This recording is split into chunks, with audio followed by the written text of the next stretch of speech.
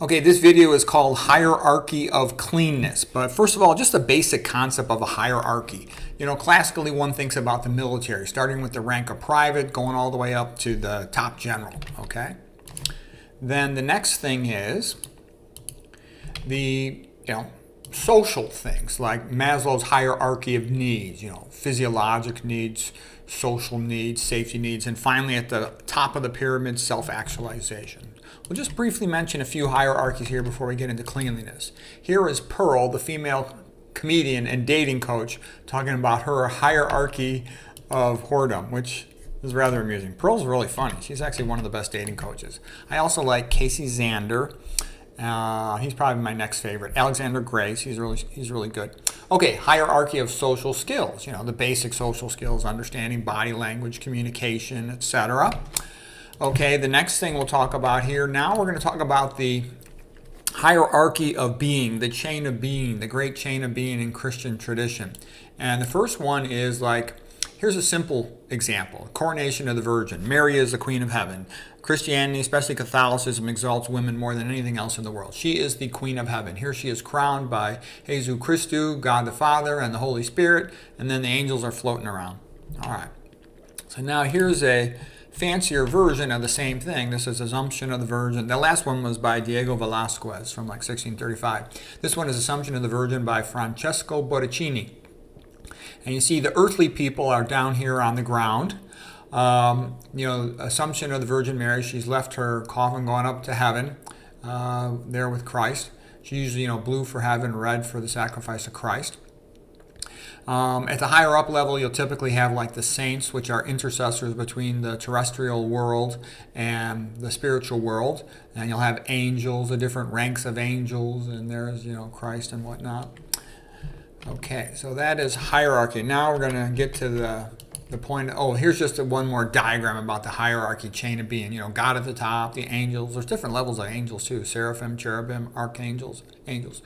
The saints connecting the spiritual world to the earthly world. The people, the Pope on the top, the archbishop, the bishop, the abbots, and the deacons, all the way down. Animals, then plants.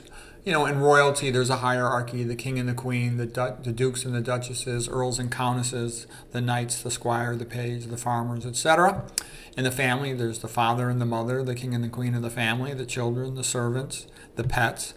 In some cases, though, the pets might be higher than the servants or the husband even, because a lot of women in the old days, up until 1960s, women used to have about 10 or 15 kids. So nowadays, when they're only having one or two kids, they got a lot of time on their hands, and a lot of women, they talk to their dogs like they're people.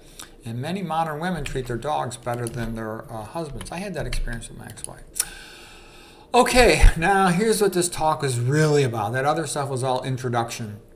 The hierarchy of sterility or cleanliness. And this is sort of remedial teaching for ignorant barbarian people like wives and children. So they know what are the different levels of cleanness. There's the obvious thing. Stranger stool, as dirty as it gets. The sewer, the public toilet, stranger blood, as dirty as it gets. Hospitals are pretty dirty places. Outside world, dirty. Inside your home, now you have a more refined levels of cleanliness. Take off your shoes when you enter at the door.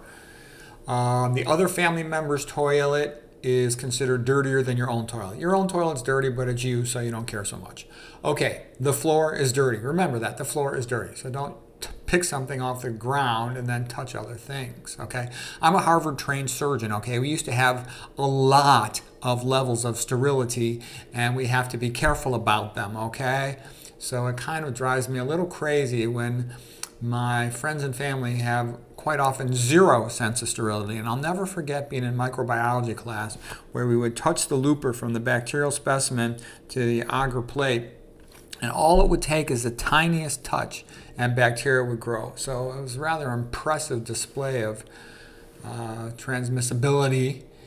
Okay, the next thing is your feet. Your feet touch the floor, so they're dirty.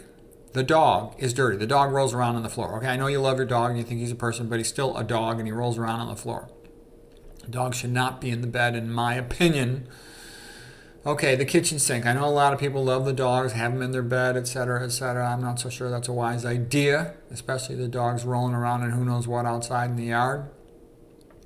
After you sprayed your grass, I don't think that's such a good idea.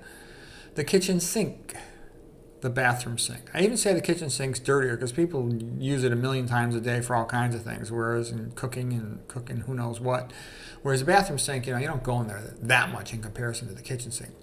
Now, here's things you want to try and keep clean. Your hands, like the highest level of sterility on your hands would be you wash them with betadine or chloroprep, all right? Chloroprep's orange, that's why the orange letter's there. Wash with soap, okay? Or you just rinse them in the sink. Your body, your butt and your nose are pretty dirty, your private parts are dirty, so the basic rules are if you touch something dirty, then wash your hands before you touch something clean.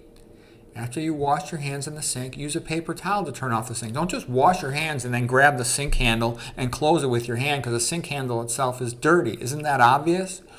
Do not eat something greasy or slimy and then touch the door handle unless you wash your hands first, because then you slime the door handle or you slime the computer keyboard. So don't be a slob.